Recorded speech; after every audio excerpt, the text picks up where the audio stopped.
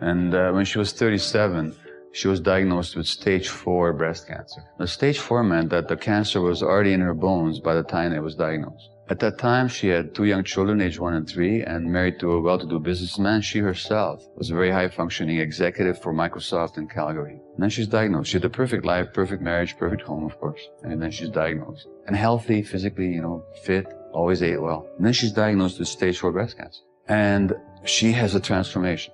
Now, she gets the best medical advice she can get anywhere in North America, and she traveled to New York and elsewhere.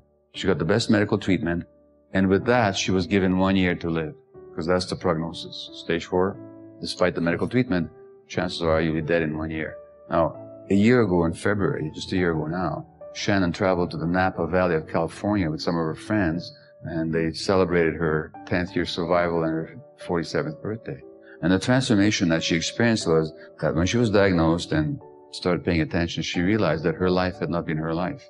She was sexually abused as a child. Her response to the abuse was, of course, as many children will experience, it can't be about the adults, it's about me. If this terrible thing happened to me, I must be a very bad person. So I had to be very good to compensate. So the good daughter who doesn't talk about it, doesn't disturb the waters, the good employee, the good student, the good wife who doesn't talk about the husband's addiction issues, because that would again disturb the waters. And when she's diagnosed and she decides she wants to live, she says, the hell with all this perfection and goodness. And she confronts her family, her origin, about the abuse that she had endured, and she confronts her husband. And she leaves the job, by the way, which wasn't her. Wasn't really expressing who she was. 11 years later, the cancer is still in her bones, but it's completely inactive. But she knows that if she wants to stay alive, she needs to stay authentic. If I'm authentic, my parents will reject me. If you're not in touch with that inner voice, the deep need to be loyal, and the sense of betrayal, when that loyalty is somehow insulted. If you didn't get the love that you needed, you'll be consumed by being liked, and then you'll be very likable and very nice. And you might become a helpful, very helping individual, which is a coping pattern. Now, you can be genuinely nice and genuinely supportive of others and still look after your own needs. That's human nature, I think. But a lot of people are very nice and likable and helpful by suppressing their own needs. Everybody says how nice they are. And when they die at age 50 of cancer, everybody shows up at their funeral and they weep about how nice they were, how selfless they were.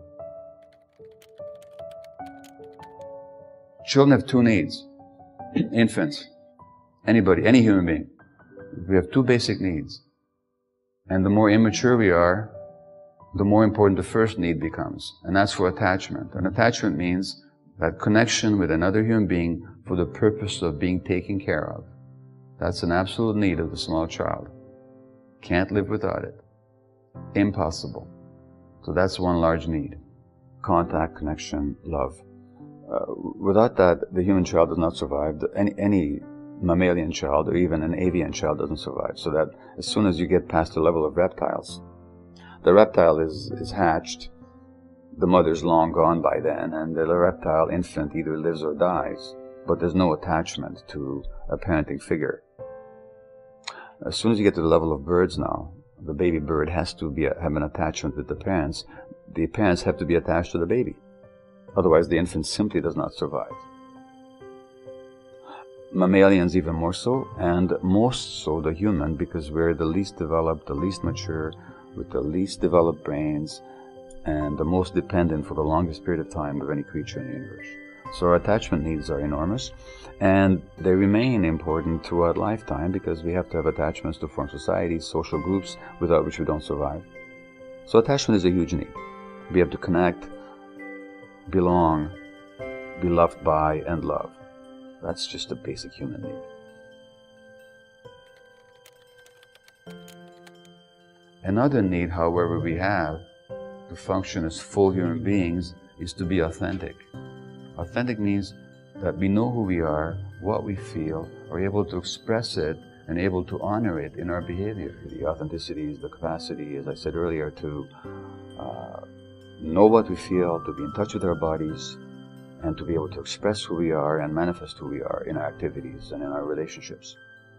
Now, why is that? Well, think of human being in evolutionary period who's not in touch with their body and their gut feelings. How long do they survive out there in the wild? So authenticity is another huge survival need. So we have the need for attachment and we have the need for authenticity. Great. So far so good. But what happens to a child where the attachment need is not compatible with the need for authenticity?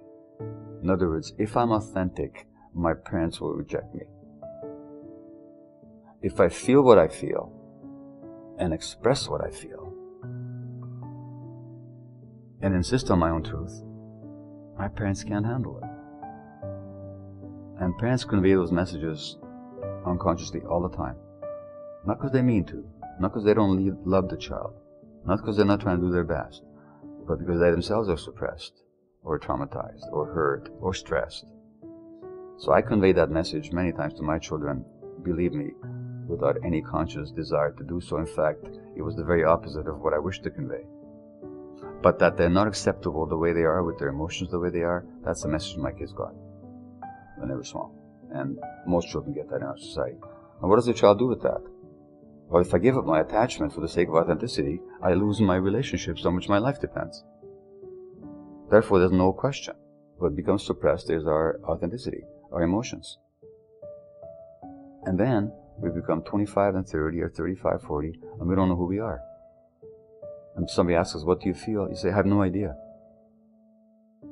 And how many times we've all had the experience of having an inkling of a strong gut feeling, but we're ignoring it and we get into trouble. Well, that tells us what happened. What happened was that at some point we found out it was too costly for our attachment relationships to be in touch with our gut feelings. So then it becomes our first, not our first nature, but our second nature, to suppress our feelings, to lose touch with ourselves, and to suppress our gut feelings. And then we pay the cost later on in the form of addictions, mental illness, or any range of physical illnesses. But it all began with this tragic conflict that children should never be confronted with, but are all the time, between authenticity on the one hand and attachment on the other. And even as adults, so many people are suffering. That shame and that internal suffering, that sense of self-betrayal is our sure guide that we're not being ourselves. On one level, that happens to a lot of people. And then we may look good in the eyes of others, and yet internally we suffer shame because we know that we're not being ourselves. So what I'm saying is that at some point or another, if you're not in touch with that inner voice, if you don't hear it, the body will speak to you loud and clear. You're going to get something happen to you. And sometimes that'll happen in the form of illness or symptoms. Then the body's talking to you. The body's saying no when you're not saying no. If the voice doesn't speak to you directly, or if it speaks to you and you don't listen, your body at some point is going to kick in. Or you're going to get depressed. Or anxious. Or something else. If you don't know how to say no when you need to, your body will say it for you in the form of illness. So chronic illness represents the body saying no when you didn't do it. Not your fault. This is how you were programmed before you had any choice in the matter. So again, it's not a question of blame or self-blame. But it does mean that to prevent illness, or if you have an illness, to deal with it more effectively, you need to learn to assert who you are and to say no. Now that might be difficult sometimes because the people in your life have got used to you as a yes. They've always heard you say yes. Some of them might not like you very much if you start saying no all of a sudden. And what you're going to do when you start saying no is you're going to find out who your friends are. Because the real ones are going to say to you, hey, I'm so glad you're finally saying no. And the ones that were simply there because you were constantly available for them are going to, oh, what happened to her or him? You know? That's it.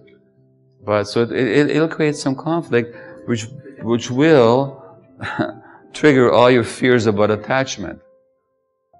So you're going to have to learn that you are more important than your attachments. That wasn't true when you were a kid, but it's true as an adult. Once you reconnect with your authentic self, a lot of medical conditions can abate and even